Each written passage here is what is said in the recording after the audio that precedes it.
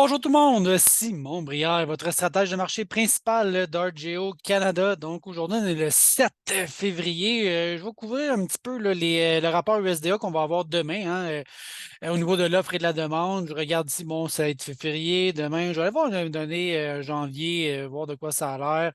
Allons ici, page 12. Je vais commencer avec le maïs, qu'on va faire les principaux marchés.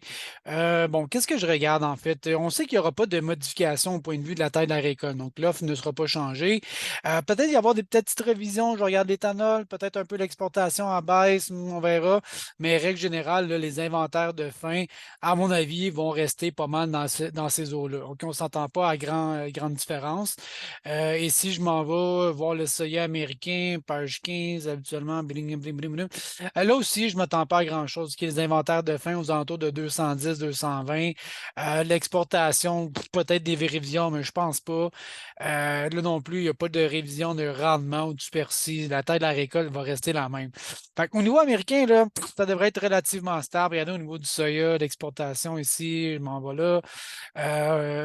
Rien à dire. On est en ligne avec les dernières années. Il y a une progression qui est assez stable. C'était plus au niveau du maïs qui avait eu plus de révisions, disons, dernièrement, ou qui avait plus matière à.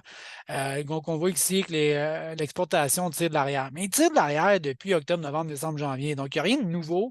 Donc, je ne m'attends pas à ce qu'il y ait des grandes modifications encore là demain. OK? L'exportation est, somme toute, poche aux États-Unis à date. OK?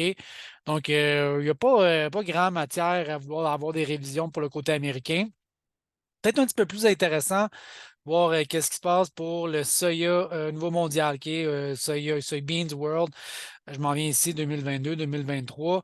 Je regarde beaucoup plus ce qui se passe en Argentine. On a eu des baisses de production de 49 à 45 et je pense que ça pourrait sortir peut-être à 42. En fait, on s'attend à ce que ça baisse. Exactement jusque où?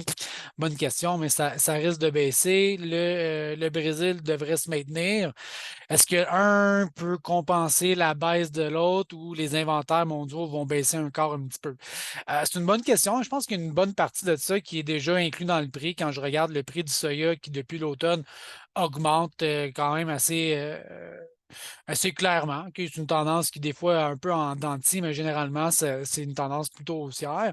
Et quand je regarde le blé d'Inde, maïs, mars, ben là, j'ai plus un mouvement de côté là, depuis un certain temps. OK? Depuis le mois d'août, là, bon, ben, tu sais, bon an, mal an, ça monte, ça descend, mais aux alentours de 6 3 quarts, ça va pas bien en haut de 7, ça va pas bien en bas de 6,5.